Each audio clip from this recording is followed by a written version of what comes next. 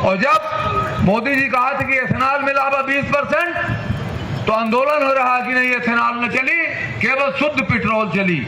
शुद्ध पेट्रोल तो बात कहीं से आई, शुद्ध पेट्रोल तो बात कहीं से आई, शुद्ध पेट्रोल तो बात कहीं से आई। इसे कहते हैं जले पर नमक नहीं, नमक नहीं, जले पर एथेनॉल डालना, भरपूर डालना।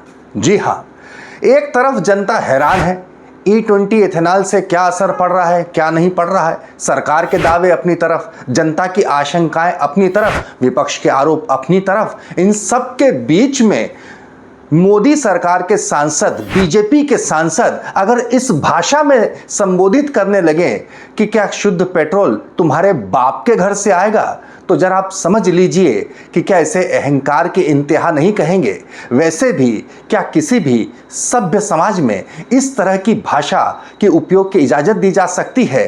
अरे जो आप चीज़ें फ्री में देते हैं, फ्री बीज में देते हैं, उनके बारे में तक नहीं कह सकते कि यह क्या तुम्हारे बाप के घर से आती है। वैसे भी व्यक्ति जो खरीद रहा है पेट्रोल ना, वो पैसे देकर खरीद रहा है, उसमें 20% एथेनॉल सरकार मिला रही है। इसमें सवाल ये नहीं है कि किसके बाप के यहाँ से आ रहा है, लेकिन व्यक्ति खरीद रहा है, आप उसे खैरात में नहीं दे रहे हैं। जी हाँ, ये शब्द हैं मध्य प्रदेश में रीवा के भारतीय जनता पार्टी के सांसद जनार्दन मिश्रा के भरे मंच से कहे गए। इथेनॉल E20 जो दिया जा रहा है, ब्लेंडेड पेट्रोल जिसमें कि इथेनॉल 20% मिलाया जा रहा है, जिसका विपक्ष विरोध कर रहा है, जनता हैरान है, असमंजस में है। और इसको लेकर कब कब क्या क्या सरकार ने सफाइयां दी हैं वो तो आपको बाद में बताऊंगा, लेकिन जरा फिर से सुन लीजिए एक बार कि आखिर भरे मंच से विरोध करने पर जनार्दन मिश्रा का तर्क क्या है कि शुद्ध पेट्रोल क्या तुम्हारे बाप के घर से आएगा। सुनिए, ये भाषा है सांसद की।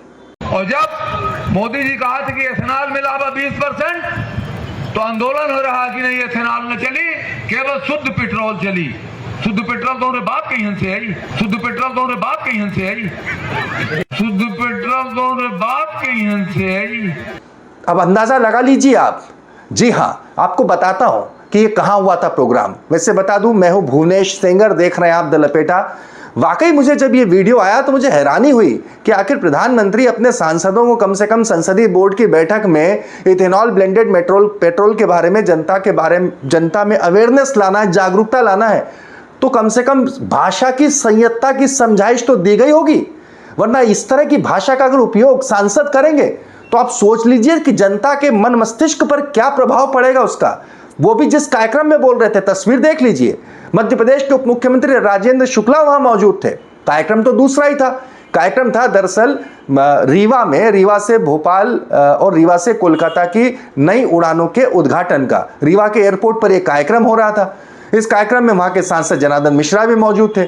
अब तमाम लोगों के बीच में लोग मौजूद, वहां पर उप मुख्यमंत्री मौजूद मध्य प्रदेश के, उन सब के बीच में वकालत करने लगे, ज्ञान झाड़ने लगे कि आखिर किस तरीके के साथ वर्तमान हालात हैं। अंतर्राष्ट्रीय स्तर तक पहुंच गए। फिर कहा कि पेट्रोल जो आ रहा है होर्मुज़ के चलते इतनी मुश्किल से आ रहा है, ऐसी स्थिति में एथेनॉल मिला रहे हैं। ब्राजील का उदाहरण तक दे दिया।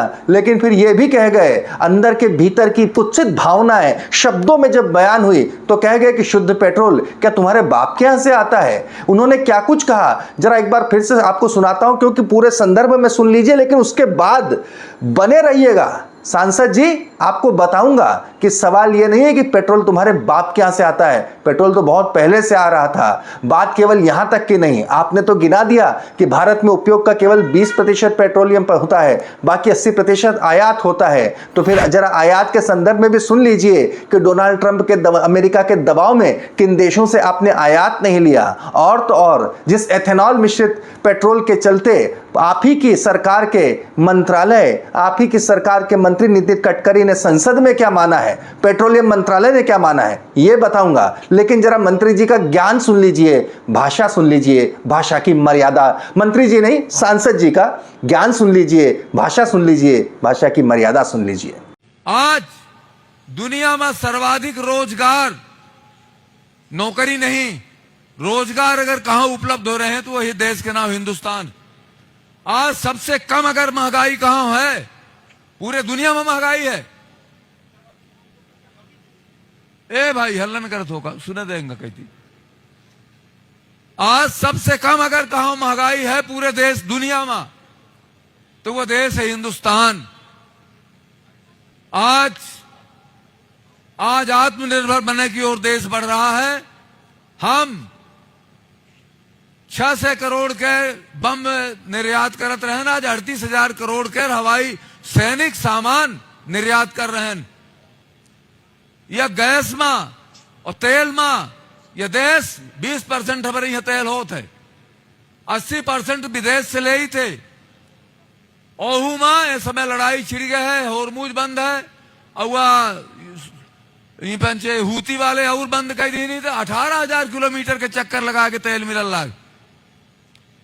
और जब मोदी जी कहा था कि एथेनॉल मिलावा 20%, तो आंदोलन हो रहा कि नहीं एथेनॉल न चली, केवल शुद्ध पेट्रोल चली।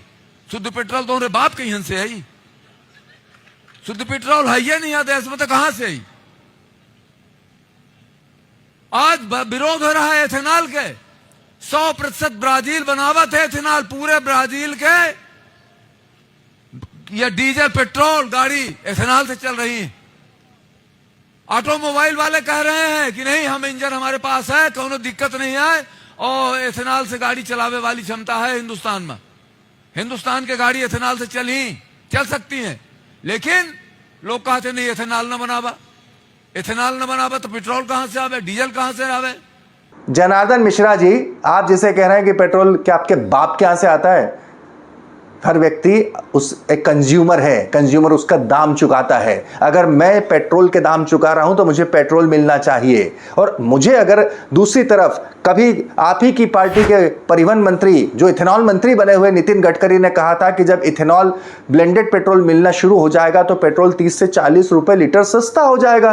कहाँ हुआ बताइए, सस्ता हुआ क्या? और फिर जरा ये बता दीजिए कि पेट्रोलियम मंत्रालय की रिपोर्ट है कि माइलेज में इथेनॉल मिश्रित पेट्रोल से 3 से 5% का फर्क आ सकता है कुछ वाहनों में। तो फिर ये 3 से 5% का जो फर्क है, इसका भुगतान कौन करेगा? मुझे आपके जैसी भाषा नहीं आती है जिसमें हम किसी के बाप को लेकर या इस तरह से का उपयोग करें। आपको शायद सिखाया गया होगा, तभी आप भरे मंच से इस तरह की भाषा का उपयोग कर रहे हैं जनार्दन मिश्रा जी। सवाल ये उठता है कि 30 जुलाई को केंद्र सरकार ने संसद में पहली बार ये माना कि E20 जो इथेनॉल मिश्रित पेट्रोल का उपयोग से BS3 मानक वाली गाड़ियों के कुछ पार्ट्स में नुकसान हो सकता है। नुकसान हो सकता है, ये माना है बाकायदा सरकार ने। और आपको मैं बता दूं कि आप जरा इससे पहले रायपुर कंज्यूमर कोर्ट के इस फैसले पर भी गौर कर लीजिएगा, सर्च कर लीजिएगा गूगल पे, जिसमें कि E20 पर देश का पहला फैसला दिया गया कि कंपनी को या तो E20 पेट्रोल यूज करने की वजह से गाड़ी खराब होने पर नई गाड़ी देने या पैसे लौटाने को कहा गया।